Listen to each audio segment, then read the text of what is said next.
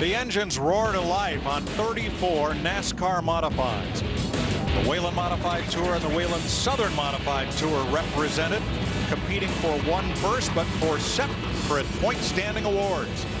They are ready to race, as you see Matt Hirschman. The four, Bobby Santos, the third on the pole, Eric Rudolph. There they sit in the lineup position as the grid rolls across the top of the screen. Defending champ Ryan Newman's in that 77. Ronnie Silk, top of the points in the 6th. Mike Stefanik, multi-time champion in the 16. World's fastest half mile, 150 laps. Variable banking, 26 to 30 degrees in the corners. Straightaways equal length. And a switch to the format in this race. Now, they've had a halftime break previously to make adjustments and change tires. Not tonight. No, they're going to have to change their tires and add whatever fuel they're going to add on the fly. No doubt it'll be when a caution flag waves. The pace car for this event is one of the most unique in racing. Students at the University of Northwestern Ohio built it. It's a modified built to run in NASCAR's Whelen All-American Series. And Cody Weisner, student at the school and racer at the local track, is behind the wheel. And that local track is owned by the university. It's Lima Land Speedway, which is now part of the NASCAR Whelen All-American Series.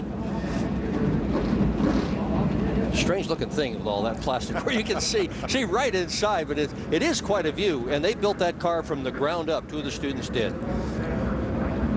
Post-World War II, modifieds began as coupes, as the fenders got smaller and smaller, and in some areas of the country they became cut downs and eventually super modifieds.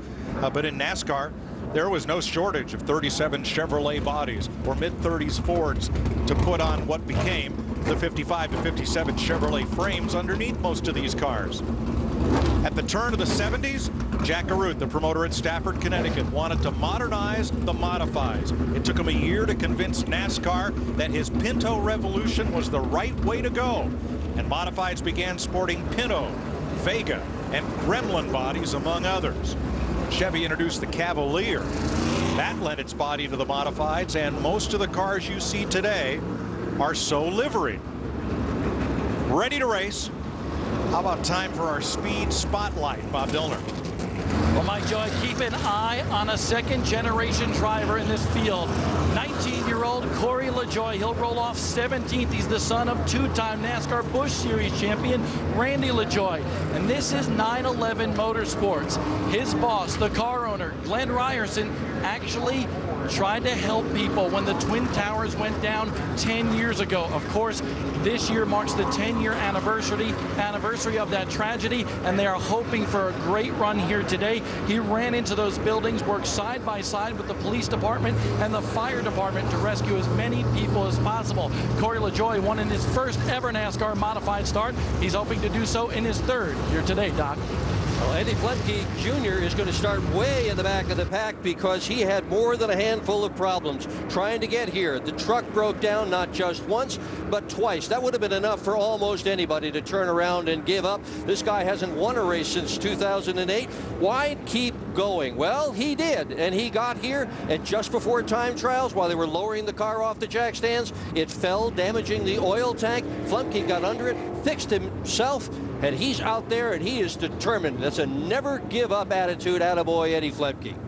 Remember 1 year ago when Danny Hemrick from Kannapolis, North Carolina, won the Legends Million at Charlotte Motor Speedway on speed. In the Hill Racing Enterprises, number 19, Roger and David Hill have installed Danny Hemrick. He's got a shot at one of NASCAR's Touring Series rides. This is the team for which Corey LaJoie won that race in Atlanta. Let's see how Daniel Hemrick fares tonight.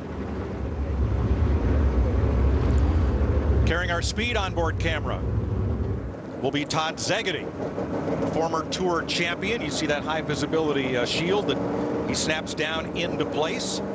Mike Smeriglio's car. Phil Moran's had a lot of work to do, as has that crew. They had to change engines after qualifying, and they're going to start in the back, Bob. Yeah, Todd Szegedy qualified 7th for today's race, but Todd said the car just felt flat in the final practice as well as in qualifying, so they decided to change the engine in that machine. They'll go to the rear of the field. It'll be fun to watch for us, for him to come to the front of the field in that number 2 machine. Now, at the same time, another guy we have to watch here tonight is 7-time NASCAR Whelen Modified Tour champion Mike Stefanik. Mike Stefanik was very slow in both practice sessions. He found out that an alternator wire went bad. He went out for qualifying after replacing that alternator wire, and he didn't realize how fast his car was going to be. He qualified 6th, but Mike Stefanik says he's got a great race car for today. He led 21 laps here last year. He thinks he can win at 53 years old. And he can. He's won a race this year, trying for yet another championship title. Bobby Santos has chosen the outside of the front row. It is the pole driver's choice of lane. Outside pole must take the other lane, and everyone else must hold the position in which they qualify. So the top groove, is that going to be the fast groove? We're about to find out. 150 laps. Eric Rudolph will start on the inside. A youngster who's really been making a name for himself on this tour over the 2 years. Has been in tour competition. Ford Mustang dives to the pit lane, and we're ready to race in Bristol. Rudolph keeps Santos up high. Bobby hits the button, and he'll be the first one to the green. Here comes Newman around the outside. Charging hard for second, and Ryan Newman in the Dayglow car on the outside wants the lead from Santos, and is going to get it. Dick Santos chose the outside, but he quickly dropped to the bottom, and it cost him the lead. Yeah, it kind of looks as if he had ought to have run out there for at least a little while longer. This is a graduated banked racetrack. It's flatter on the bottom and more steeply banked on top. And we are watching Ryan Newman take off. And we know this is not the illegal engine that was run in New Hampshire, because NASCAR confiscated that motor, and they still have it. Newman, one of the nation's top open wheel drivers. Oh, big spin. Zegedy's involved. And in turn number 4, there are 5 more cars in it.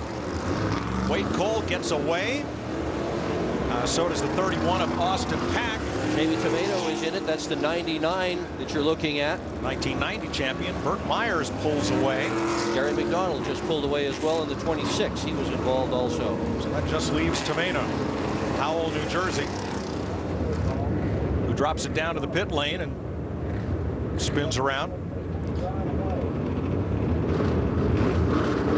Let's have a look at what happened here, Dick. All right, this is in the back of the pack that this occurred. A couple of cars did a dual spin. One of them was Szegedy. Yeah, he and Pack may have gotten together there. We'll get Todd's view of this from our onboard camera. Oh yeah, they did. Pack came right up into him. Yeah.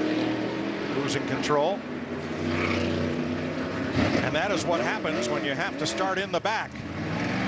Todd Szegedy with a long way to go. 4 laps complete in Bristol.